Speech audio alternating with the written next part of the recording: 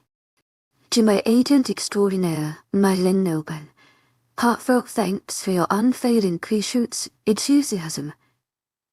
"To my agent extraordinaire, 𝐿𝐴𝐿, heartfelt thanks for your unfailing enthusiasm," he said, looking serious. "A lot of things have happened, but I'm still happy that it's you who ended up being my mate and my everything." "So cheesy," I said, making us both laugh. "But I love you. I love you and our daughter. You've given me the greatest gift of all." Shane leaned forward and brushed his lips against mine. My heart was beating wildly in my chest and I felt warm all over. These were the kind of moment I wanted to live for. This is the reason why I had to do what I had to do. "You're mine, Sage," Shane whispered against my lips. "And I'm never letting you go." Chapter 37. Are you sure it's normal for her to eat this much? 𝐊𝐲 asked. I was getting ready to go out for the morning. I didn't tell Shane where I would be going. Eric was visiting again, and they were at the pack building discussing business. This was part of the plan and I needed to get going soon. "Yes, 𝐵RE, I said for the 5th time. "She's a baby. She eats a lot. Are you sure you want to do this alone? If I let you or Jay come with me, then Ryder will know something is up. I need to do this alone. Sage, please don't go. I mean, I trust Justin to protect you, but what if Ryder does something to him? Stop freaking out. Nothing bad is going to happen. I'll be gone no more than 2 hours. Please be very careful. I'll be back." I bent down to kiss Elle on her small cheek before heading out. Sam was nice enough to loan me his car. Guards were posted outside of the house and they all looked at me when I walked out. "I'm going out and I will be back in an hour. I'm out to buy him something. It's a surprise. Not a word about this to Shane. I won't. As your Luna, that is an order." They all nodded and continued to watch as I climbed in Sam's car. I sped off and headed into town towards the outlet mall. I still had time to get there before Justin did. It took me less than 30 minutes to get to the outlet. I walked around for a bit just to not look suspicious. I had to make sure to keep away from wolves that were out and about. I didn't need any of them telling Shane I was out and unprotected. Due to the rogue attack, Shane put the pack on lockdown and had double rounds made throughout the day. He didn't want anyone to slip past our guards and attack. Shane was paranoid that we would get hurt. I sensed him as he walked in the store I was in. Justin stood at the door and I walked up to him. We slipped out of the store together and headed towards the back.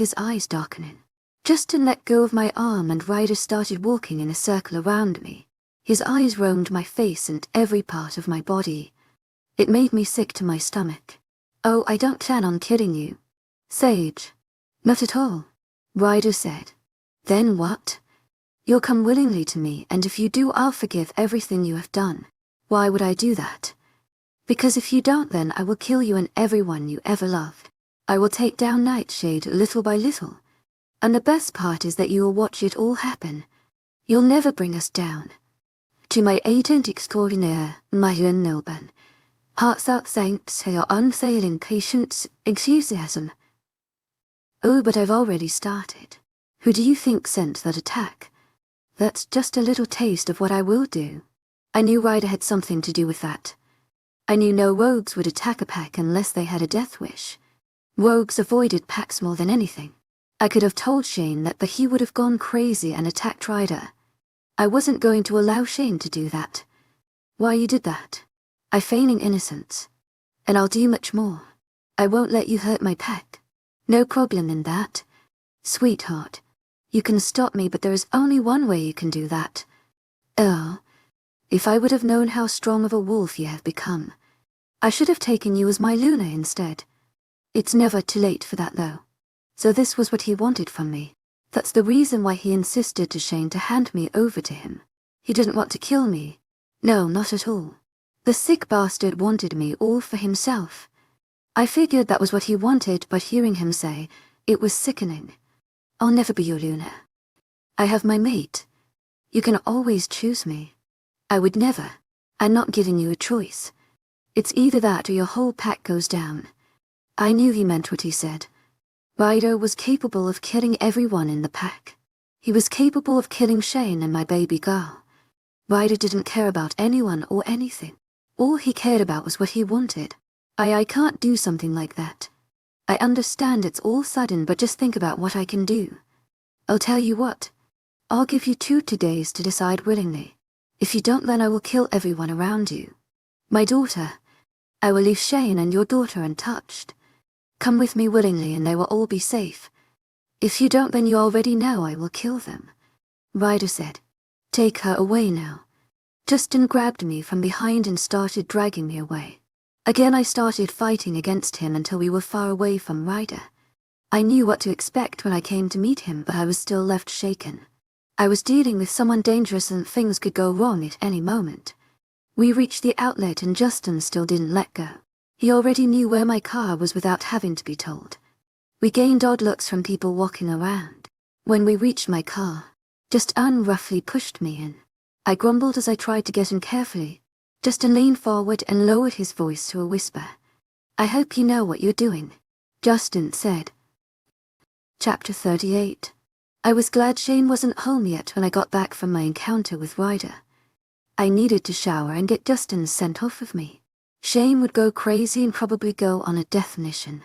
The guards gave me a strange look when I got back. I popped the trunk from my car and pulled out shopping bags. As I walked up the steps to the house, they both bowed respectfully. I rushed to my room and found 𝐊𝐲𝐬 sleeping with my baby girl on the bed. I dumped the bags in the closet and went to the bathroom to shower. I had a bit of time to think about what would happen the next 2 days. I had to do this, and I needed to make sure to keep Shane out of it. Eric already knew what he had to do and would make up an excuse to stay here until needed. When I got out of the shower, I wrapped the towel tightly around me. I walked into my closet and started to change. I slipped on a sundress and put 𝐿's new clothes away. Walking back into the room, I found 𝐊𝐲𝐬 awake, holding up the bottle for my baby. How'd it go? A small yawn escaping her lips. In today's it will be done. To my agent extraordinaire, 𝐿𝐿 heartfelt thanks for your unfailing patience, enthusiasm. I hope you know what you're doing. I still think you should tell Shane. This is my decision and I have to be the one to take him down. I sat down on the other side of the bed and scooted closer to 𝐿. Her small lips were glued to the small bottle. Her eyes were closed and I could hear the small noises she made. My heart melted seeing her here in front of me. I never thought much about being a mother until it actually happened. My own mother disowned me and threw me out of her life. I didn't want to be like that. I wanted to be the best thing for my baby girl. I want her to have parents that love her. So what's the plan now? You saw him, so what's next? I want you to stay here with Jake and the baby. I don't want any of you to get hurt. I'll make sure Shane stays here too. I have everything planned out, but I can't tell you much. What? Why, she frowned. I can't risk you trying to stop me. Bray and I talked about a few other things before she left the room. I was laying down on the bed looking up at the ceiling. So much had changed over the short period of time. I found my mate. Fell in love with him. Got locked up. Got knocked up. And finally had my baby. When I used to belong to Imperial, I never really thought about having a family like I do now. I wanted to be useful to the pack and I put myself through training. I wanted to find a mate when I was much older. I wanted to have a clear mind of what I wanted. I wanted a normal relationship and a normal life. But that was never an option for me. Having some sort of normality in my life wasn't an option. I had lived half of my life as a rogue. I had seen things that no one my age should have seen. I've been through the worst of the times and then the best when I found Jake. I gained a best friend and a brother. I was starting to drift off into sleep when Shane walked in the room. His smile was big when he walked in and quickly rushed to the bed. Carefully he laid in front of 𝐿 with his head hovering over her. I smiled as he placed small kisses on her cheeks and her forehead. It was the cutest thing I had ever seen and it made my heart melt. How are my 2 favorite girls? Shane asked. Hungry, I admitted. Me too. Shane's arms opened for me. I crawled to him and he sat up. He wrapped his arms around me and brought me on his lap. Before I could get out, his lips crashed to mine. My arms wrapped around his neck and my fingers tangled in his soft hair. A cold shiver ran down my spine when his canines grazed my lower lip. If it were possible, he brought me closer to him. His hand trailed down my arm and on my waist. He was rubbing small circles, and every time I could feel him lowering his hand. I giggled when Shane started rubbing my thigh and lifted up my dress to reach up to tug on my panties. Shane, I said, pulling away and playfully hitting his chest. Not in front of the baby. Speaking of babies, maybe we should get started on the next one. My face fell and my jaw dropped. Was he seriously thinking of trying to get me pregnant again? I just had a baby, for God's sake. I wasn't ready to have another one, and I didn't want to have a baby after another. I at least would want to wait until 𝐿 was old enough to use the potty on her own. I hope you get those thoughts out of your head. To my agent extraordinaire, 𝐿𝐨 𝐿𝐢𝐳𝐐𝐬.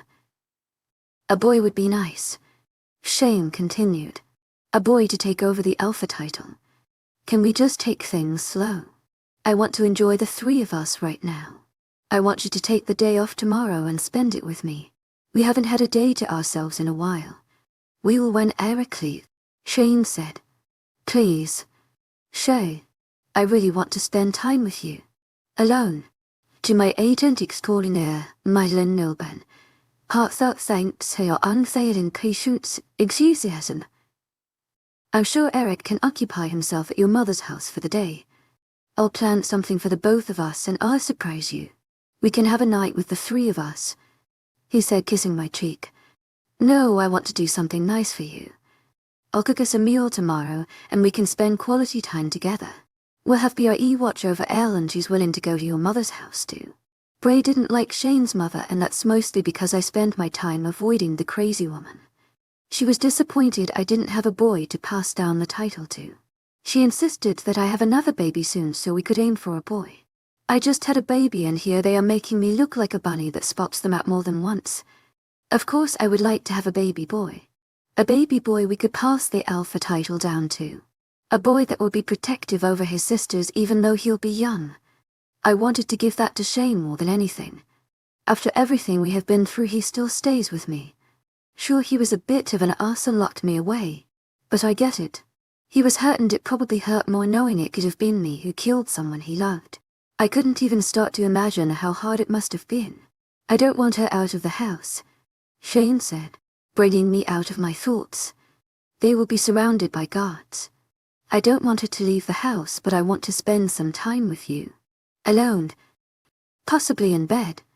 I nuzzled my nose against his neck and felt him shiver. I opened my mind to him and let him see how good of a night we could have. A low growl rumbled in his chest. All right, but I want Eleanor back here first thing in the morning. To my agent extraordinaire, my 𝐿𝐢𝐬. 𝐿𝐢𝐳𝐬𝐭𝐢𝐴𝐬𝐻𝐻. I nodded. So, what do you have planned? Shane asked. He had me back in his arms and his hands were in my waist. Little did Shane know that I had a lot planned for him tomorrow. I was glad he had agreed to my plan. You'll just have to wait and see. I'll prepare things in the morning. You can continue with your day, and if you want you can take Elle to your parents' house while I finish up here. Sounds good. Shane leaned in to give me a lingering kiss. I smiled and started squirming in his arms. I saw the frown on his face and chuckled. I'll go make us something to eat. Watch Elle and check if she needs a diaper change. To my agent extraordinaire, my 𝐿𝐢𝐬. 𝐊𝐢𝐳𝐬𝐭𝐢𝐴𝐳𝐬𝐿. What do I do if she does? Change it. To my agent extraordinaire, my 𝐿𝐢𝐬. 𝐊𝐢𝐳𝐬𝐭𝐢𝐴𝐳𝐬𝐿. Giving him the doll look me. You want me to change the diaper? Well, I'm not going to do it all the time. You're a father now, so get used to it. It's been a week since Elle has been born and you'd think he would have at least changed one single diaper.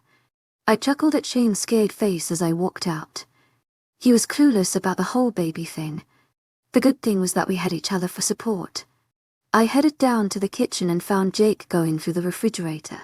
He looked at me and smiled widely. As I walked past, he ruffled my hair and I smacked his hand away. So, what are you making us? Jake asked. Us, yeah. You've me, Shane and everyone else that stays here. Chase is with his mate, Jake said, wiggling his eyebrows suggestively. Lucky bastard gets to get laid. I'm sure you'll find your mate soon. Jake. To my agent extraordinaire, my 𝐿𝐢𝐬. 𝐊𝐢𝐳𝐬𝐭𝐢𝐴𝐳𝐬𝐿. Spare me the romance. You want a mate and you know it. I do, and I have a feeling I'm going to meet her soon. My wolf has been crazy for the last 2 days. I can only say that it's because she's close. Jake said. Now who's being a romantic? Get to cooking. Woolin, Jake said with a grimace. I started getting ready on the food and decided to make burgers and hot dogs. Thankfully Jake wasn't too much of a lazy bum. He helped slice the tomatoes and wash the lettuce. I had him cut the onions and not once did I hear him sniffle. That to me was a disappointment, but I knew he was trying to hold it in. An hour later, we had everything set on the table and we quickly cleaned the kitchen. Shane entered with the baby in his arms. Jack immediately smiled and went to go coo at her. I smiled at seeing the boys I love being cooed over my little angel. She definitely needed a diaper change. Shane said, "Piece of cake, right? To my agent extraordinaire, Madeline Noben. Heartfelt thanks for your unfailing 𝐶𝐮𝐳. Taking L from him. Sure. If you count 3 attempts at putting on a diaper, then of course. 3 tries isn't bad. To my agent extraordinaire, Madeline Noben. Heartfelt thanks for your unfailing 𝐶𝐮𝐳. I wasted 3 diapers cause I didn't know how to get those flappy things on. I laughed and walked to the living room. I set Hell on the couch and checked to make sure Shane had done a proper job. Once satisfied, I wrapped her up in the purple blanket she was now wrapped in. You're such a tool, Jake told him. I bet you can't do better. Shane shot at him. Can do. Cannot. Can do. Jake countered. And he why though Eleanor was the only baby in the house. I muttered. I heard that. Shane and Jake say in unison. Go finish cleaning the kitchen. They were both going to protest, but I shot them a look. Nodding, they headed into the kitchen. I mind-linked Sam and 𝐵𝐸 to tell him that the food was ready. We were all seated around the table eating. I was nibbling in fries I had managed to cook up. I had Elle next to me in her seat. I didn't want her getting used to being held. She would become a whiny baby if she was constantly being held. Shay, is it all right if I get some guys to help me out tomorrow? 𝐵𝐸 asked. To my agent extraordinaire, Madeline Noben. Heartfelt thanks for your unfailing 𝐶𝐮𝐳. I want my own place, and since Jake is bunking with Sam I count of him as a roomie, 𝐵𝐸 said. I wanted to start moving some furniture there.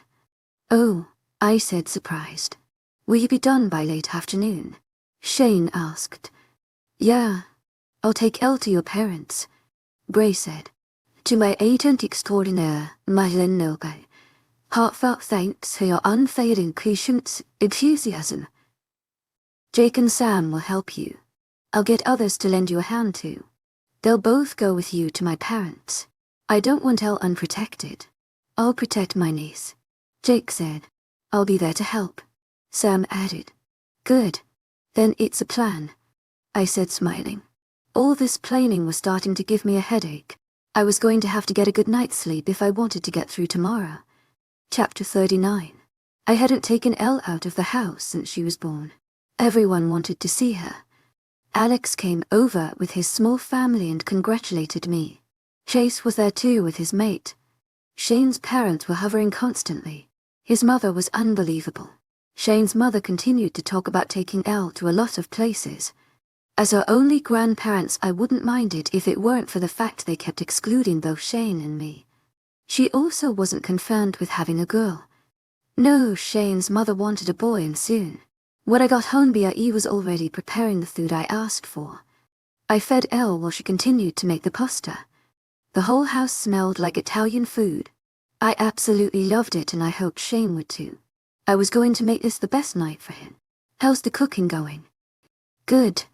All you have to do is make the sauce. I grilled the chicken and boiled the noodles, 𝐵𝐸 said. To my agent extraordinaire, Madeline Noben. Heartfelt thanks for your unfailing 𝐶𝐮𝐳. Could you burp her and get her diaper bag ready? You should just hire me as your nanny. She smiled. You won't be here for long. You belong with Justin, I reminded her. After tomorrow, Justin would be Alpha of Imperial. Bray would soon be a Luna. I bet years ago she never imagined that she would become a Luna. Truth be told, years ago I myself didn't imagine ever becoming Luna. Bray and I had talked about this a couple times. She felt nervous about having others look up to her. Let's just say she wasn't always a saint, especially when it came to guys. She told me Justin went ballistic when he found that out, it still forgave her. I know, and I can't wait until I'm with him again. She grinned.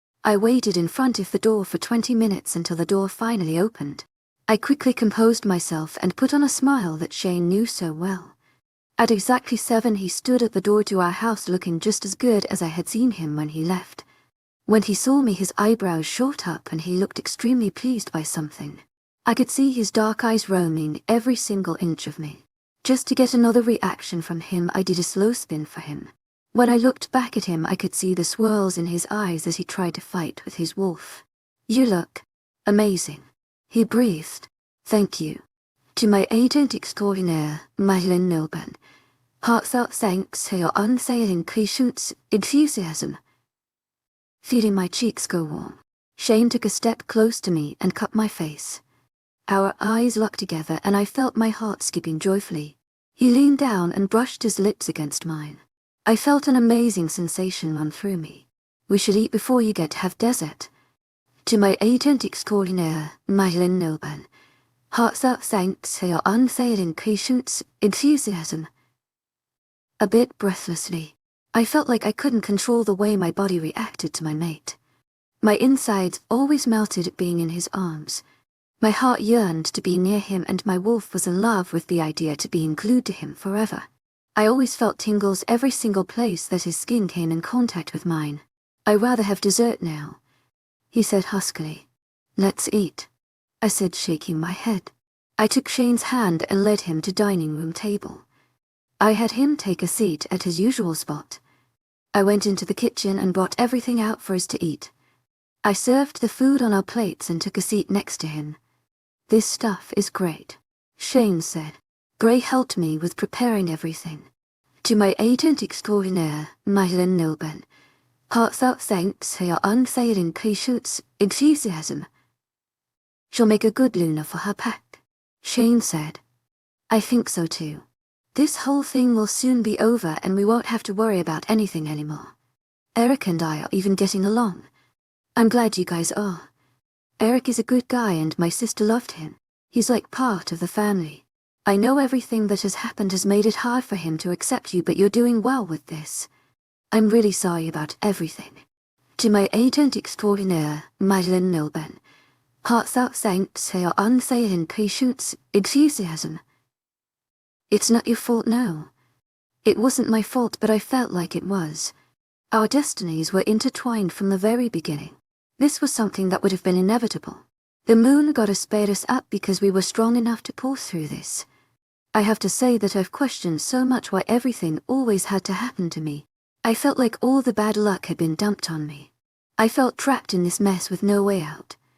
I felt like I must have done something in life to deserve such a punishment. I've come to accept that."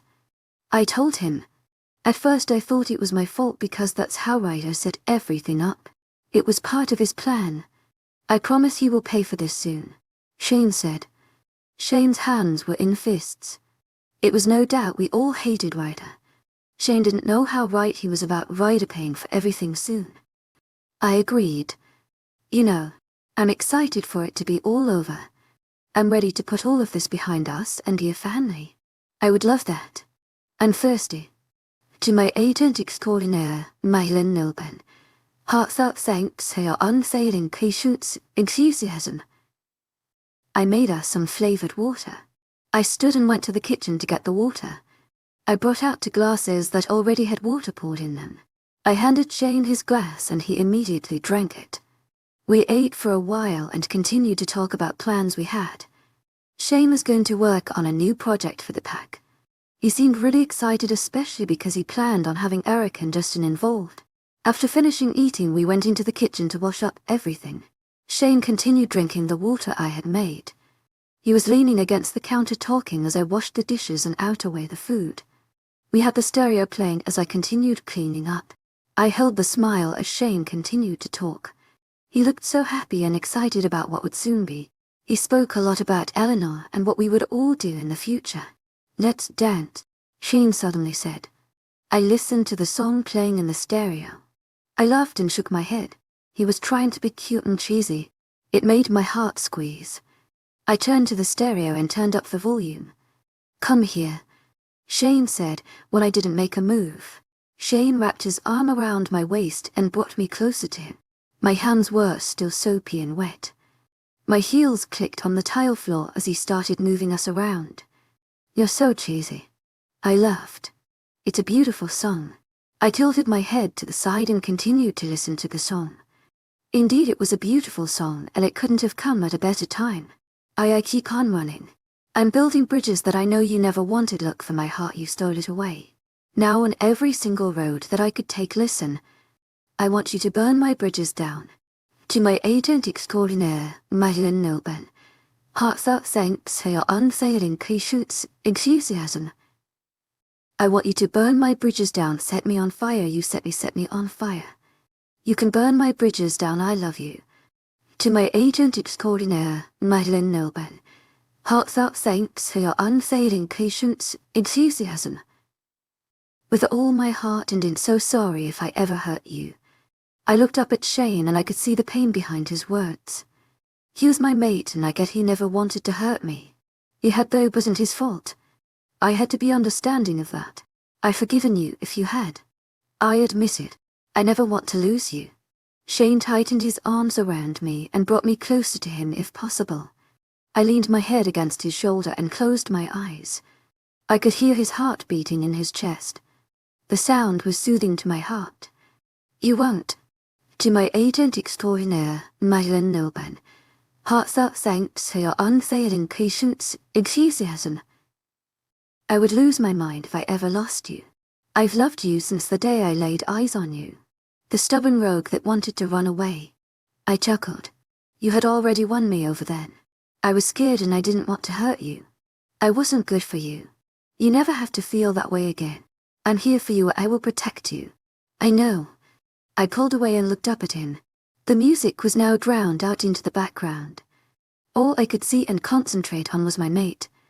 My wolf was dying to be in his arms again, and I wasn't going to hold her back. Shane leaned in and I felt his warm lips on mine. Slowly he moved them as if savoring the feeling. My eyes fluttered close and I felt a jolt in my heart. My arms wrapped around his neck and I brought him closer to me. If something were to happen to me tonight, then I want to have this last moment with Shane. I pressed my body against his and I felt him pulling lightly on my hair. A small moan left my lips and that was all it took. Before I knew it, we were in our room. Shane was carrying me and I had my legs wrapped around his waist. Our lips never parted for a single second. I could still hear the music downstairs and I could agree more with what it said. Set me on fire. You set me on fire, will you burn my bridges down? My back hit the bed and I clicked my heels off. Shane was on top of me and his hands roamed my body now. I fumbled with the buttons on his shirt and when I got too needy with him, I decided in ripping it off. I ran my hands over his smooth chest, over his shoulders, and down his back. I love you, Shane said. He pulled back and was sliding off my white dress. He tossed it to the floor along with my undergarments. His kisses were hot against my burning skin. I wanted more of him and it just wasn't enough to just have him like this. I love you too, I whispered as I let myself fall into sweet bliss with my mate. Chapter 41. I felt so much guilt as I ran away from the territory. It was so easy to slip out and lie to everyone. It was so easy for Shane to trust me and fall into my arms. I left him sleeping in bed while I carefully slipped out from under his nose. I felt the tears spill over my eyes and the sob escaped my lips. I slowed down my pace when I was sure no one was following me. I was still in my human form since my scent wouldn't be as strong. I pulled out my cell phone and looked at the time. I had time before Shane would notice my absence. I had to make it quick or else things wouldn't fall in my favor. I quickly dialed the number I had saved in my contacts. Hello. To my 𝐿𝐷𝐸𝐻𝐷𝐞𝐽 𝐿𝐷𝐸𝐻𝐷𝐞𝐽. I am gone. You know what to do now. I hung up the phone and dialed the next number. Justin answered on the fourth ring. He sounded somewhat sleepy when he answered and I wondered if he had gotten tired of waiting for any call from me. Tell Ryder I'm here. To my 𝐿𝐷𝐸𝐻𝐷𝐞𝐽 𝐊𝐷𝐸𝐻𝐷𝐞𝐽. I ended the call before he could respond. I started running again and I had about 15 minutes to get to Imperial territory. Even being a wolf, my legs were burning.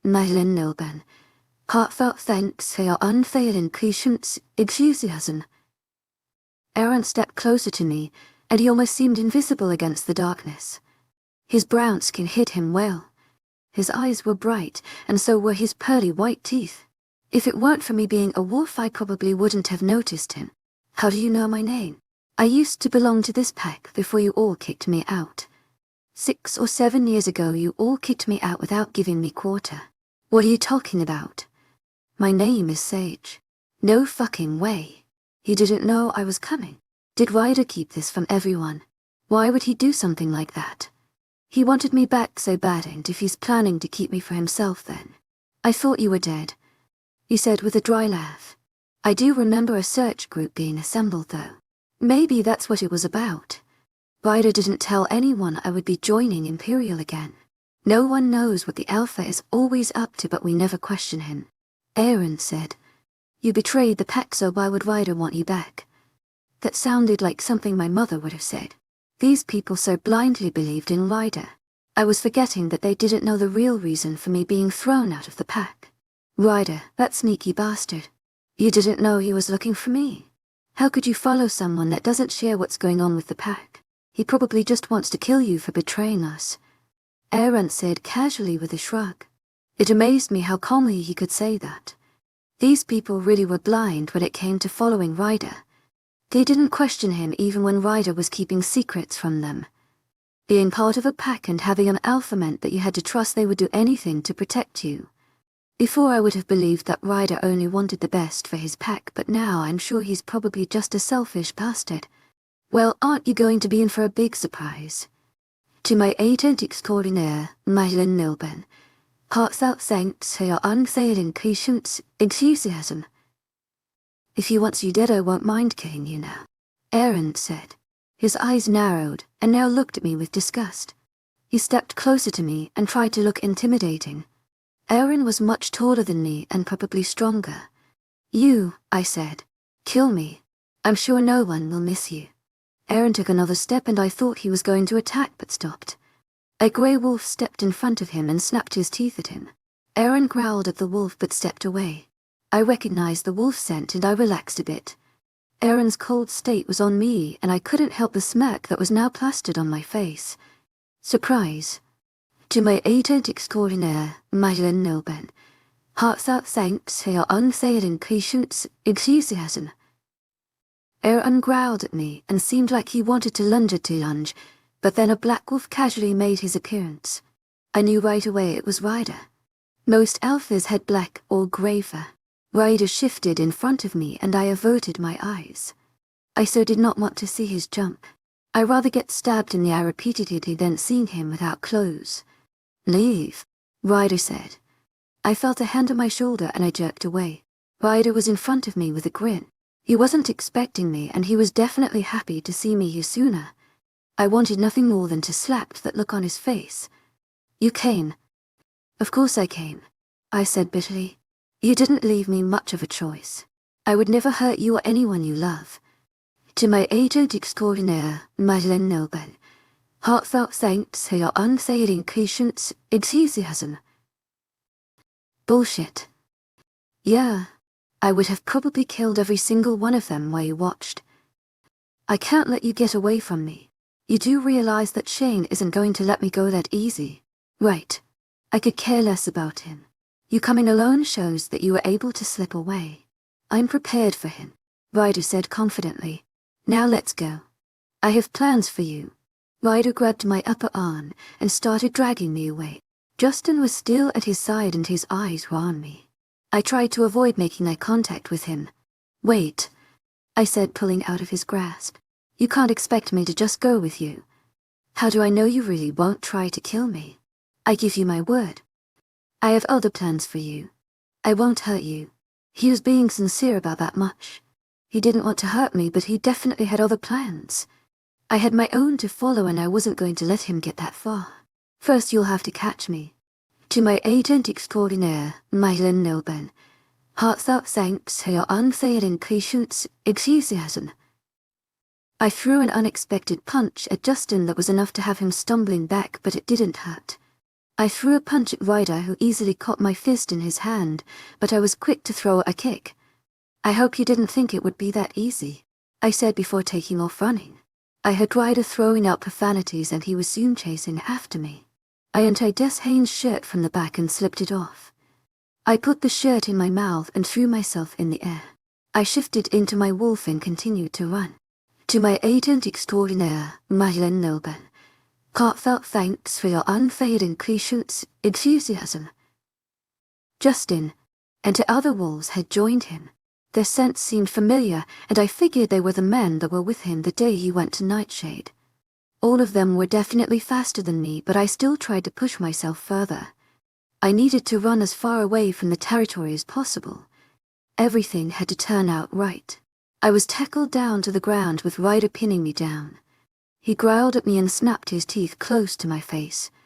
I rolled out from under him and shifted back. Ryder and just unshifted back as well. I quickly slipped on the shirt to cover myself. Did you think you could get away? Ryder spat. I was crouched down on the ground and he reached up to pull me by my hair. I cried out in pain and his nails dug into my arm. What kind of game do you think you're playing here? Ryder growled. Did you honestly think I would come here willingly? To my agent extraordinaire, 𝐿𝐴𝐿 heartfelt thanks for your unfailing patience, enthusiasm. Narrowing my eyes. You're a bigger idiot than I thought. Ryder growled and pushed me down to the ground. My back hit the solid ground, and aging for a moment. I looked up at Ryder, and then turned to look at Justin. I got up and sat back on the balls of my feet. My claws were out and dug into the ground. I now had a handful of dirt in my hand and Ryder was moving closer to me. Now, Justin. Before Ryder could react, I threw the dirt on his face, hoping it would fall in his eyes. My sharp claws dug on the side of his face, leaving for long marks. Ryder stumbled back and cursed. Justin had already shifted and was fighting with a wolf. One was already dead on the ground. His pale skin glowed with the moon falling down on us. His body laid without clothes and now lifeless. It didn't take long for Justin to take down the other wolf. What the hell do you think you are doing? Ryder growled. Fall back. He was still blinking the dirt out of his eyes. The marks on the side of his face no longer bled. They were starting to heal and in less than an hour they would be light pink scars. I don't follow you, Justin said coldly. Ryder looked dumbfounded, and at any other time this would have been funny, but it was no time for laughing. He soon understood what was going on and he didn't waste any time to lash out at me. I cried out when he actually dared to throw out a punch to me. I stumbled back but still fell to the floor. He was definitely pissed and did not expect his beta to turn his back on him. Kill her, Ryder ordered. No, Justin said. I said kill her. That's a fucking order to you. I told you that I no longer follow you. You're no longer his alpha. I stepped in. So now you're going rogue. Ryder laughed. Don't make me laugh. Oh, not at all. Justin was calm. You fell perfectly into the plan. If Ryder was confused, he didn't try to show it. He kept his cold stare on Justin as he moved closer to Ryder. By the way he was standing and by how he had his jaw clenched, I could tell he was pissed. I bet he was already calling for backup. What the fuck are you talking about? Ryder said. Isn't it obvious? I, Justin Morgan, am challenging you for the alpha title. Justin said. You're fucking kidding me. Ryder said, giving out a short laugh. You think you can take me? Justin smiled at Ryder before throwing himself at him. They both fell to the ground but were quick to roll away from each other. They both were crouched down in a runner's position. I know I can and I will, Justin said. First blood has been drawn. You can't back away now. I looked at the big gash on Ryder's bare chest and felt relieved and somewhat scared. Once the first blood has been drawn, no one can intervene. They would have to fight until someone surrenders or dies. Now you'll know, I said, speaking up and getting Ryder's attention. What a true betrayal feels like. I'm trapped in a world filled with betrayal and violence. I was supposed to be his salvation, yet all he sees is hatred towards me. Chapter 42. Ryder didn't look fazed by the challenge. Instead, he threw back his head and laughed. He didn't think Justin could be capable of taking him down. I was confident in Justin and in his strength. If Justin couldn't take him down, then I would do it personally. Today he was going to be taken down one way or another. I would die trying if I had to. I would now allow this vile man to cause anyone else pain. I'd have to say I'm impressed. 𝐿𝐷𝐿𝐷𝐿𝐷, 𝐊𝐢𝐳𝐷𝐿𝐷, heartfelt thanks for your unfailing patience, enthusiasm. Ryder, as amusement was still in his voice, turning my own beta against me. You've been a naughty girl. He tisk-head. Don't talk to her. Justin growled. You should be paying attention to me. Justin launched himself at Ryder and they both went flying down on the ground. They both rolled out of each other's reach. Then trying to determine who would make the next move. Thunder cracked all around. I looked up at the dark sky that threatened to hide the moon. I felt a small drop hit my cheek. Tonight was a dark night and blood would spill. Don't forget, taught you everything you know, Ryder said as they danced around each other. Don't forget I've been planning this for a long time now. Justin gave a cocky grin. You're not the only one I've trained with. You're not the only one I've been plotting with. I know all of your moves. From behind the confident look I could see that Ryder was more than raging inside. He didn't expect a betrayal from Justin. They had been side by side and here he was challenging him in a duel of death. You don't have it in you, Ryder taunted. Is that what you think? Do you really think it was you who was calling the shots here? You don't know half of it. You to plan this. Well, that explains the stupidity behind the so-called plan. Ryder laughed. How pathetic. This is just a small part of it, Justin said. I could see the smirk on his face as we both watched Ryder's confused look. That's right. 𝐿𝐷𝐿𝐷, 𝐊𝐢𝐳𝐷𝐿𝐷, heartfelt thanks for your unfailing patience, enthusiasm. There is so much more. What the hell are you both talking about? Ryder's facade was slipping. You'll just have to find out. Justin took the small moment that Ryder was distracted with me to lunge at him. Ryder was quick to dodge Justin's moves, but not by much. Justin's claws grazed Ryder's skin ever so slightly. Ryder didn't make a move to attack Justin. 5 minutes into the fight and I could see what Ryder was trying to do. He was trying to tire out Justin and then attack him. Ryder fought dirty and would take any advantage he could. Enough of this. Ryder huffed. You won't win. If you surrender now, I'll forgive you and let you walk away alive. Will that be before you send your guys to hunt him down like you did to me? You shut up, you little runt. I should have killed you when I had the chance. Ryder spat. That's one thing you won't do twice. Killing a Luna is against pack law and you know it. Even if you tried, you won't lay a finger in her. Justin assured him. I'm going to kill you and then I'm coming after you. 𝐿𝐷𝐿𝐷, 𝐊𝐢𝐳𝐷𝐿𝐷, heartfelt thanks for your unfailing patience, enthusiasm. Ryder promised. It seemed that we had gotten him riled up because he finally made his move. He lunged at Justin as he shifted in mid-air. Justin was sent flying back and he hit a tree. The tree was small and the poor thing snapped in half. I cringed when Justin's body fell to the ground. He slowly got up and wiped the mud off of his face. The rain was started to come down heavily now. Shifting into your wolf while I'm still in my human form. What a pussy. Justin laughed. My lips twitched up when Ryder growled at him viciously. If I knew you were going to fight like a girl, I would have stayed at home. Justin taunted. How disappointing. I laughed only because I was genuinely enjoying Ryder's reaction. He was pissed. Justin was getting under his skin and Ryder was slowly losing control of his wolf. He couldn't handle the anger he had towards Justin. Ryder snapped his head to me and growled. He took a step towards me and crouched as if ready to pounce. Pay attention. Justin threw himself at Ryder and shifted into his wolf. Justin was full brown-colored that almost looked of a mixture with grey. Both wolves rolled around in the mushy ground. They snapped their canines at each other trying to get a bite in. The growling and snapping was loud. Once in a while one of them would yelp in pain when the other got in a good bite. I stood there for what seemed like forever. I was drenched from the rain and I was starting to feel uneasy. I felt like Ryder was purposely dragging this out. He was planning something but I wasn't going to allow it. My thoughts were confirmed when two wolves stepped into the small area we were at. I turned to look at them and smiled. So this is how Ryder wanted to play. Game on.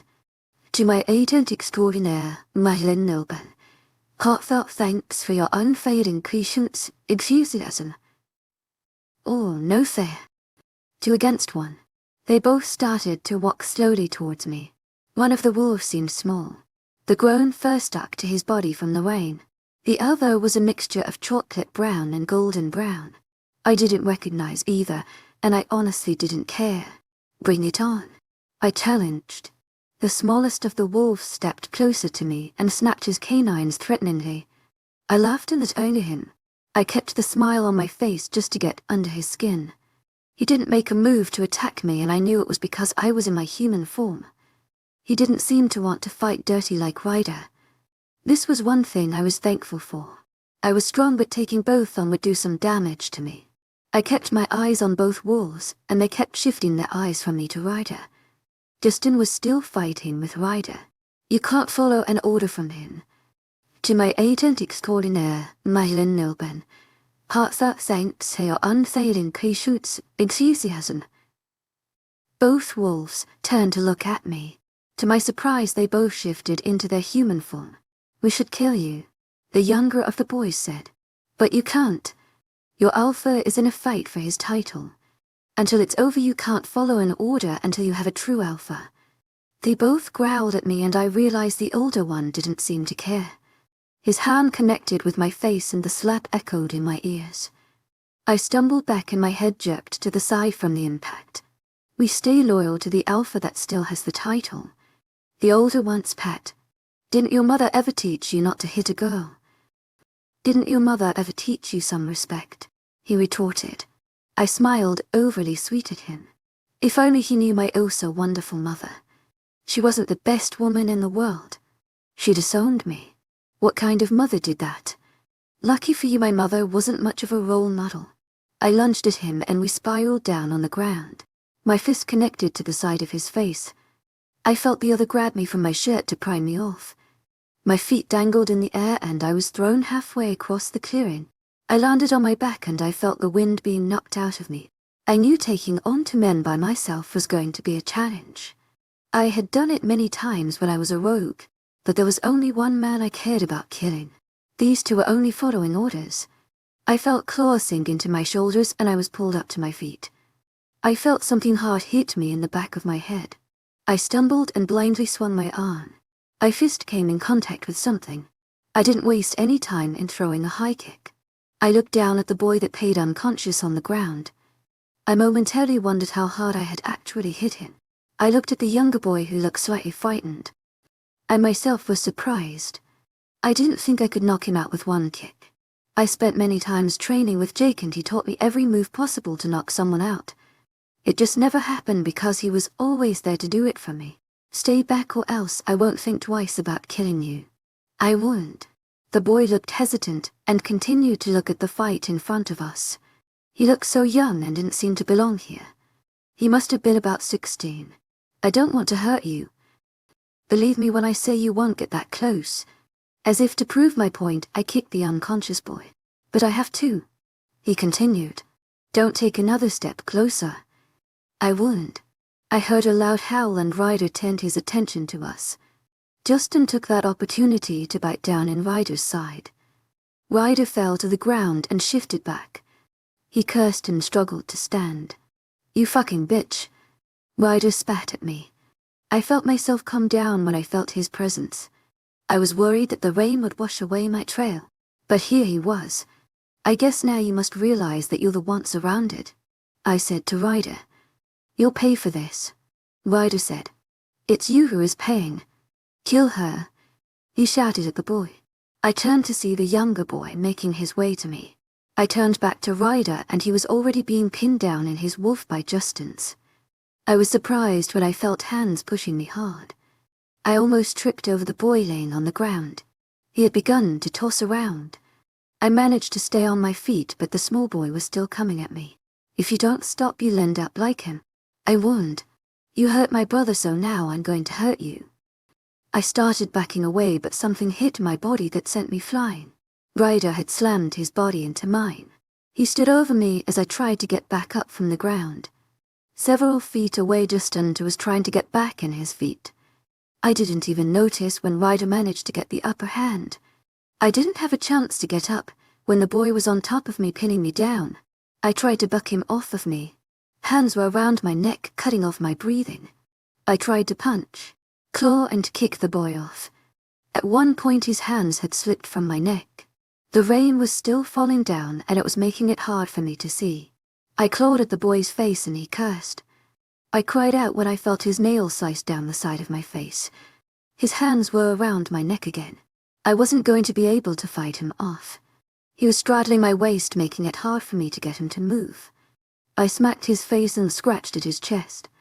His hold got tighter around my neck and I realized I wasn't going to be able to get him off of me. My vision was beginning to blur and I could no longer breathe. I shut my eyes tightly and pulled on his wrists. I started gasping for air when his hand suddenly left my neck. My eyes opened and I blinked away the tears in my eyes. I sat up and a few feet away the boy was laying on the ground with a big grey and black wolf over him. I recognized his scent immediately. What took you so long? 𝐶𝐿𝐴 Heartfelt thanks for your unfailing patience, enthusiasm. Eric gave me a crooked smile and shrugged. I never felt so relieved to see him. He held out his hand for me to take, but he was shoved out of the way by Ryder. Ryder shifted and snarled down at me. I would choose your words carefully, Eric warned. Now you're on her side. Ryder questioned. Do you not remember who killed your mate? Just tell him the truth. 𝐶𝐿𝐴 Heartfelt thanks for your unfailing patience, enthusiasm. 𝐶𝐿𝐴 Heartfelt thanks for your unfailing patience, enthusiasm. Stop lying to everyone. If for once in your life, own up to what you have done. I've done nothing wrong. You killed her. 𝐶𝐿𝐴 Heartfelt thanks for your unfailing patience, enthusiasm. Justin said, that was your plan from the beginning. You kept everyone in the dark, but I knew. I didn't feel our bond break when Sage was over her body. She was still alive. Eric said, tell me the truth. Who really killed my mate? I was surprised how calm Eric was at the moment. He had to be calm and take control of his wolf. Justin and Ryder were still in a duel for the alpha title. You want the truth? I killed that little bitch and died every second of it. She was weak and pathetic. I threw all the blame on Sage and had her hunted down. I wanted her dead so she wouldn't fuck shit up. Ryder growled out, you're going to spend the rest of your life rotting in hell. 𝐶𝐿𝐴 Heartfelt thanks for your unfailing patience, enthusiasm. I turned and saw Shane running to me. I couldn't help smiling when I saw him making his way to me. He was here on time and he came for me. My plan had worked and everyone was finally here to hear Ryder's confession. I stood on my feet and took a step towards him, but I was yanked back. I turned around, but I didn't have time to brace for Ryder's attack. His hand came down at me and managed to claw at my chest. I cried out from the pain and was shoved to the ground. 𝐶𝐿𝐴 Heartfelt thanks for your unfailing patience, enthusiasm. I heard someone shout, don't let him get away. I felt hands trying to lift me up. I opened my eyes and saw Shane moving me to his lap. He pressed something down on my chest. "Don't get any closer," Shane growled. I didn't know who he was growling at, and at this point I didn't care. I could smell the blood mixed with the wet earth. I remembered Derek doing the same to me not too long ago. To think he could have killed me sent a shiver down my spine. Things were different now. "Don't kill him," Shane shouted. "Capture him and leave him to me." My chest felt as if it was on fire. I could feel my body trying to heal itself. But I just didn't have the energy to speed the process. My eyes felt heavy and I fought to keep them open. "It's going to be okay," Shane reassured me. "I'll be okay." I struggled to open my eyes, and when I did, I immediately wished I hadn't. There was a bright light. I didn't know where it was coming from. It made my head begin to throb. Where was I? The last thing I remembered was seeing Shane and being in his arms. "You're awake." My eyes shot open and I found Shane's warm brown eyes looking down at me. I noticed now that he was holding my hand. I reached up with my free hand to touch my chest, and I noticed I had gauze wrapped around. My wound should have been close to fully healing by now. The light coming through the window told me it was morning. "Where's Ryder?" "Alarmed. Dead." Shane's voice held no emotion. I couldn't hide the surprise. I admit I wanted him to die at my hands, but being dead was better than having him running around and still breathing. I was at least thankful that the nightmare had ended. Justin was able to track him down and kill him. Eric and I wouldn't have been able to kill him. Justin was still fighting for the Alpha title. There's a lot of problems he's trying to handle right now in Imperial. Justin is choosing a beta and his third in command. We're going to form a peace treaty. It's really over. I didn't know why, but I started crying. At first it was just the small tears, but then I started sobbing uncontrollably. Shane sat on the bed next to me and carefully moved me on his lap. I felt at peace now. I didn't have this terrible burden hanging over me. Everyone knew I wasn't to blame. Justice had been served. I could finally start over with Shane. "Don't cry," 𝐊𝐲 whispered. "I'm so sorry. It's over now. I'm sorry for everything. I'm sorry for hurting you when we first met. I'm sorry for hurting you now. To my agent 𝐿𝐴𝐷𝐸 𝐿𝐴𝐷𝐸 heartfelt thanks for your unfailing enthusiasm. Why did you leave me like that? You could have told me." Shane's hold on me tightened and he tensed up. He was definitely mad about being me seducing him. It was the only thing I could think of. If I were to die, then at least I was able to say my goodbye to Shane and remember a happy moment. "You wouldn't have let me do it." Eric had to hear it from him.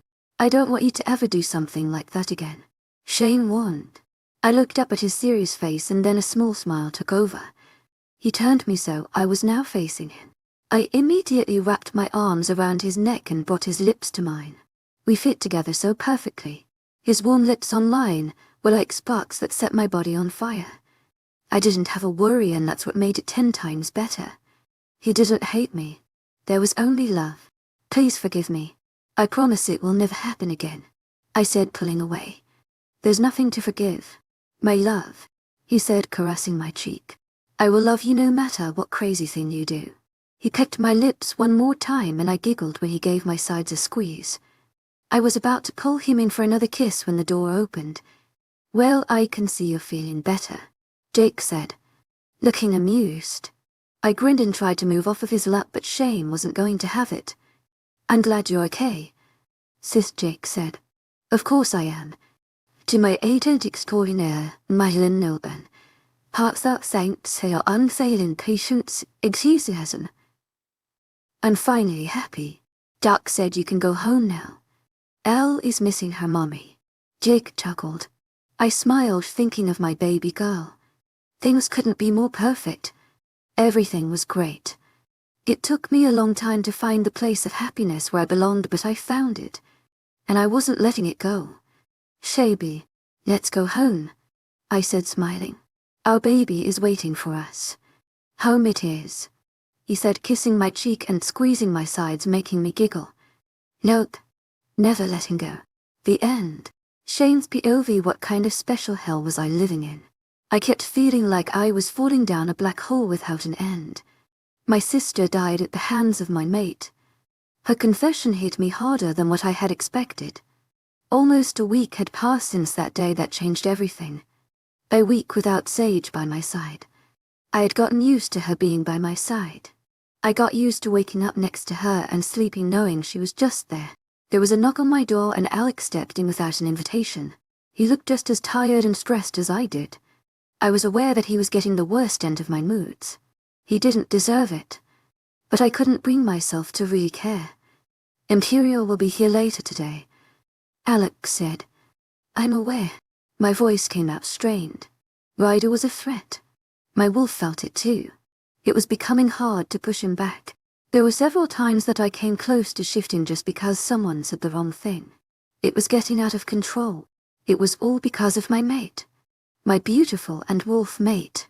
My mate who hid secrets and lied. My mate who killed my sister. Ellie didn't deserve to die. She was too pure. I didn't think that just because she was my sister. To know Ellie was to know the warmth of the sun. Warmth radiated from her like I had never seen before. And just like that, she was gone. I was planning on letting then out for a quick run. They haven't shifted in days. It's better if they get their pent-up energy out. Send a few guards to take 𝐾𝐿 out. I'll take care of Sage. Alex gave me a look that I tried not to read too much into. I knew he wasn't a fan of Sage and knowing the truth made it worse. Alex loved Ellie like a sister. He took her death as hard as I did. Is that all you needed? What are you planning on doing? Alex asked. I'm just going to take Sage out for a quick run and not about that. He cut me off. I mean, what are you going to do if 𝐊𝐢𝐳 want her dead for what she did? They won't kill her. A growl left my mouth. What if they do? I sighed and ran a hand through my hair. I don't know. Alex was quiet for a moment. Do you honestly think she did it? She told me she did. Alex took a seat in front of me, and he let his head drop. A heavy silence fell between us. I couldn't imagine what he was thinking. Maybe he thought Sage should die for what she did. That single thought running through my head had me on the verge of shifting. It angered my wolf. It angered me too. She wouldn't have wanted her dead. You know, Alex finally said. Ellie, I mean. She would have forgiven her in a heartbeat. That's just who she was. I know. It hurt to think about Ellie. It always did. Before I imagined what it would be like to finally have justice and punish the person who took her life. Well, life did seem to have a twisted sense of humor. I should have seen it coming. All the signs were there from the beginning. She kept trying to run away. She didn't want to be here. But she stayed. I couldn't understand what had changed. I was happy to have Sage with me. She brought a new light to my life I didn't know I needed. With everything that was happening now, I felt like it was all a lie. I'm going to take Sage out. Make sure Jake and Beatty get taken out too. To my agentic 𝐿𝐴𝐺𝐻𝐿, my 𝐿𝐴𝐺𝐻𝐿. Heartfelt thanks for your 𝐿𝐴𝐺𝐻𝐿 𝐾𝐿𝐳 enthusiasm. Standing up. Are you sure you want to do that? Alex asked, eyeing me. I looked down at my hands and noticed my claws were out. My eyes were probably pitch black. My wolf was at bay and I needed to let him out. I also just needed to see my mate.